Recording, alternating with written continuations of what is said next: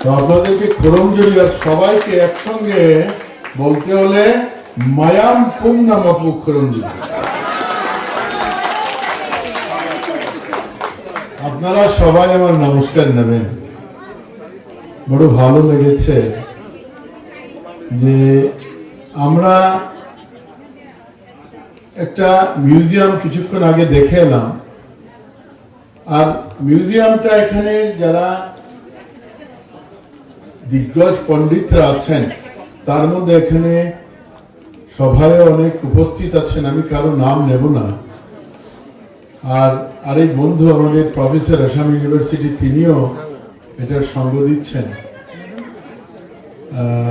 দিচ্ছেন নয়, এটাকে তৈরি করার বা এই অবস্থায় নিয়ে আসার যারা মূল পথিকৃৎ তারাই আপনারা এখানেই আছেন, আশেপাশে আছেন। আপনারা বরাক মিউজিয়াম তৈরি করেছেন, আর এই বরাক মিউজিয়াম আমরাও জানি বরাকের মধ্যে প্রথম এবং অদ্বিতীয়, তার দ্বিতীয় নেই এই মুহূর্ত পর্যন্ত। এইভাবে সুন্দর পরিকাঠামের মধ্যে আর দ্বিতীয় নেই। এই ক্ষেত্রে এই মিউজিয়ামকে এই পরিবেশ বা পরিকাঠামো পর্যন্ত নিয়ে আসতে আপনাদের প্রচন্ড পরিশ্রম হয়েছে। আমি তো প্রফেসর সাহেবকে জিজ্ঞেস করছিলাম যে মোটামুটি এটার যে পরিকাঠামো নির্মাণে যে অর্থ ব্যয় ইত্যাদি ইত্যাদি কোত্থেকে বা কিভাবে করলেন জানার আগ্রহ ছিল। তো তিনি বললেন যে দুইজন জনপ্রতিনিধির নামও বললেন, আর সঙ্গে বললেন আমার জীবনে যত ইনকাম সব এখানে আছে। আমি যে স্যালারি পাই ওই স্যালারির সমস্ত অর্থ আমি যতটা পারি নিজের প্রতিপালন করে বাকি এখানে আমি সন্নিবিষ্ট করেছি। আমার বড় ভালো লেগেছে, আর শুধু আমার নয়, আপনাদের সবারই ভালো লাগবে, যারা শুনবে তাদের ভালো লাগবে। কেন ভালো লাগবে? যে একজন মানুষ বা অনেকজন মানুষ যারাই মিলে আপনারা করেছেন, আপনারা শুধু আজকের কথা নয়, হাজার হাজার বছর আগে ইতিহাসকে ধরে রাখা প্রয়াস আপনারা করেছেন মিউজিয়ামের মাধ্যমে। আর এই হাজার হাজার বছরের ইতিহাসে আমাদের সমাজ ব্যবস্থা কিভাবে ছিল, আজকে আমরা যে জায়গায় আছি, আমরা চোখ বুঝে যদি আমাদের অতীতে চলে যাই, তাহলে অতীতের আমাদের যারাই ছিলেন, আমরা যেখান থেকে আজকের এই জায়গায় এলাম, তাদের সমস্ত কথা, তাদের চাল চলন বলন, তাদের সমস্ত জীবন শৈলী যেখানে প্রকাশ করার স্পৃহা,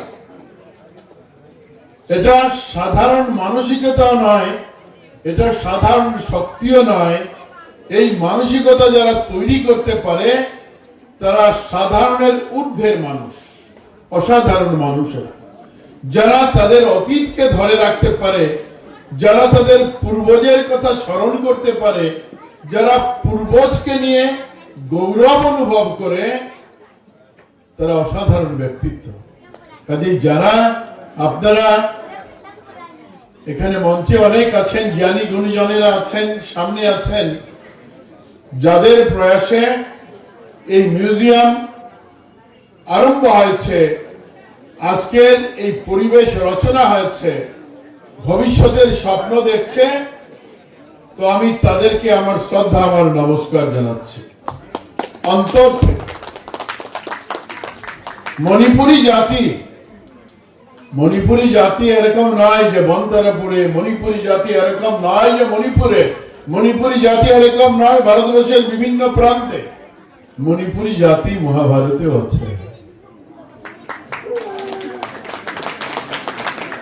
মণিপুরি জাতি মহাভারতেও আছে। প্রফেসর সাহেব, যেখান থেকে ভারতের আরম্ভণি সেই চিত্রাঙ্গদা, সেই বজ্রবাহন, ওই ভারতবর্ষের আরম্ভণি, ভারতবর্ষের সভ্যতা, ভারতবর্ষের ন্যায় পাওয়ার সংগ্রাম, ভারতবর্ষের সংস্কৃতি প্রেমী মানুষের, ভারতবর্ষের বিভিন্ন জাতি জনগোষ্ঠীর মধ্যে যখন সংস্কৃতির সংগ্রাম, সংস্কারের সংগ্রাম, ন্যায়ের সংগ্রাম, এখানে কালচারাল ফেস্টিভ্যাল, মহাভারতে আমরা কালচার দেখেছি, আর এই মহাভারতের সাক্ষী জাতি আর অনেক আছে। কাজেই মণিপুরী জাতির মিউজিয়াম, মণিপুরী জাতির কালচার মানে মন্তারাপুরে বা ভারতবর্ষের কোন প্রান্তে সীমিত নয়। মণিপুরী জাতির ইতিহাস ওই ভারতবর্ষের আরম্ভণি মহাভারত থেকে। আর আজকে আমার খুব ভালো লেগেছে যে আপনাদের প্রয়াস আছে। আমি কিছু পাণ্ডুলিপি এখানে দেখেছি।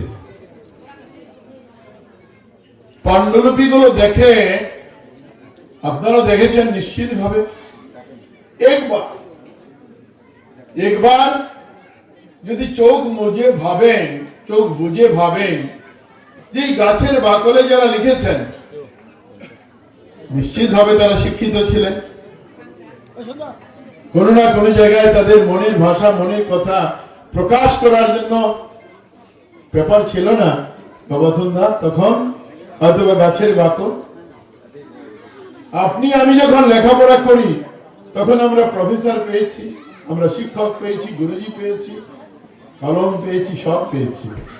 আর ওই গাছের বাকলে যিনি উনার জ্ঞানকে লিপিবদ্ধ করে সমাজের জন্য, ভবিষ্যতের জন্য রেখে গিয়েছেন, এই মানুষটি তো মানুষ বললে হবে না, এই মানুষটি মহামানব ছিলেন, যারা ভবিষ্যৎকে সমৃদ্ধ করার জন্য ওই গাছের বাকলে লিখেছেন বা কোনো না কোনো জায়গায় ভোজপত্রে লিখেছেন। কত হাজার বছর হবে এটা বলার ক্ষমতা আমার নেই, কারণ এই জ্ঞান আমার নেই। আমি এখানে যতদূর জানি আমি শুধু একটা অনুরোধ করে গিয়েছি, যারা দেখেন প্রফেসর সাহেবকে বলেছি যে ভারতবর্ষের শ্রদ্ধার প্রধানমন্ত্রী নরেন্দ্র মোদীজি নতুন করে একটা বিভাগ খুলেছে, যে বিভাগে ভারতবর্ষের সব জায়গার পাণ্ডুলিপিগুলো কালেকশন করে এই পাণ্ডুলিপিতে কি লেখা আছে, কত বছরের পুরানো তার সায়েন্টিফিক বিশ্লেষণ, এই বিশ্লেষণের কাজ আরম্ভ হয়েছে ভারতবর্ষে, তার আগে কেউ এটা ভাবেনি। আমি অনুরোধ করে এসেছি, আপনাদেরকে প্রকাশ্যভাবে অনুরোধ করে গেলাম, পাণ্ডুলিপি এরকম নয় যে আপনাদের দিয়ে দিতে হবে। পাণ্ডুলিপির মধ্যে যা লেখা আছে, অনেক সময় এই পাণ্ডুলিপিগুলো, এখানে তো গুণীজনের অভাব নেই, কিন্তু এই পাণ্ডুলিপির প্রকৃত অর্থে পাণ্ডুলিপির যে মূল কথাটা হয়তো বা আমরা বলতে পারবো না, কারণ এটা 2000 বছর আগের লেখা। তার হরফের কথা কি আছে, 2-4টা কথা হয়তো বা আমরা বলে দিতে পারি, কিন্তু সব কথা বলা সম্ভব না। তো এই ক্ষেত্রে পাণ্ডুলিপি বিশ্লেষণ করে, এই পাণ্ডুলিপিকে সংরক্ষিত করে সমাজকে, এই হাজার হাজার বছর আগের যে সমাজ ব্যবস্থা, এটার সঙ্গে যোগ করার যে ব্যবস্থা ভারতবর্ষে প্রথম, আর বিশেষ করে সমগ্র বিশ্বে প্রথম নরেন্দ্র মোদী আরম্ভ করেছেন। আপনারা যোগাযোগ করে, কারণ বনতারাপুরের মিউজিয়ামে পাণ্ডুলিপিগুলো আছে, হয়তোবা এই পাণ্ডুলিপিতে যারা মণিপুরী সম্প্রদায়ের যারা বিজ্ঞ ব্যক্তিরা তারা সংগ্রহ করেছেন, এটাকে কোনো না কোনো উপায়ে হয়তোবা এইখানে ভারতবর্ষের অনেক মনের কথা, মণিপুরী জাতির অনেক প্রাণের কথা, মণিপুরী জাতির সম্পদের কথা হয়তোবা এই পাণ্ডুলিপিতে লুকিয়ে আছে, কিন্তু আমরা বলতে পারছি না। এই ক্ষেত্রে আগামীতে আপনারা নিশ্চিতভাবে আপনারা যোগাযোগ করবেন সরকারের সঙ্গে, কিভাবে করা যায়। আমিও মাধ্যম হিসেবে যদি মনে করেন কোনো সহযোগিতার প্রয়োজন হয়, আমি সহযোগিতা করব।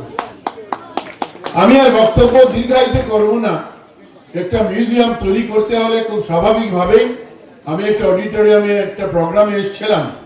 তো আপনারা পরিচিত হয়েছেন আমার স্ত্রীর সঙ্গে। আমি বললাম যে আমি কখনো, আমরা দুজনে কাজ করি না, আমি রাজনীতি করি, উনি আমার সংসারের কর্ণধার, তিনি সংসার চালান। কিন্তু আজকে কেন জানি না, ওনারও ভাগ্য ভালো, আমারও ভাগ্য ভালো যে আমরা দুইজন একসঙ্গে এসেছি। আপনারা কোনোদিন আমাদেরকে একসঙ্গে দেখেননি কোনো জায়গায়। আমাদের আসার কারণ হলো কোনো এক জায়গায় কীর্তন ছিল, তো কীর্তনে যাব দুজন, তো আবার ভাবলাম যে একসঙ্গে বেরোই, না হলে তো আরো যন্ত্রণা হবে। তো এসে আমরা হাজার হাজার বছরের সাক্ষী থাকলাম, এটা আমাদের এক ভাগ্য। এই যে পাণ্ডুলিপির সামনে দাঁড়ালাম, এই পাণ্ডুলিপির সামনে এই বস্তু ভান্ডার যেগুলো আছে হাজার বছর আগে রাজা সৈন্যরা বা সমাজের বিভিন্ন মানুষ যেগুলোকে ব্যবহার করেছে, যেগুলো দেখেছে, হাজার বছরের ইতিহাসের সামনে আজকে এই সামান্য দিনের ইতিহাস আমাদের জীবনে যতটা বয়স আমরা নিয়েছি, আমরা এখানে দাঁড়িয়ে অনুভব করেছি যে না, আমাদের পূর্বজরা আমাদেরকে যে সম্পদ দিয়ে গিয়েছেন, এই সম্পদ আমাদের জানার, বুঝার, শেখার অনেক প্রয়োজনীয়তা আছে। এই পরিসর আপনারা রচনা করে দিয়েছেন, তার জন্য আজকে যারা আছেন এখানে আয়োজক মন্ডলী, আপনাদেরকে ধন্যবাদ।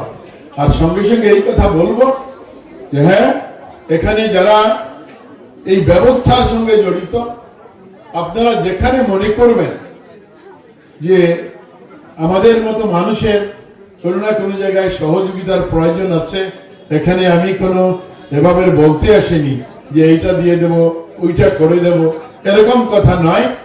কিন্তু যে প্রয়োজনীয়তা আছে, এই প্রয়োজনীয়তাকে যতটা পারি আপনাদেরকে সঙ্গ দেওয়ার জন্য আপনারা আমার সঙ্গে সাক্ষাৎ করবেন, দেখা করবেন, যতটা পারি আপনাদের সঙ্গে থাকবো, এই আশ্বাস দিয়ে আমি আমার বক্তব্য শেষ করছি।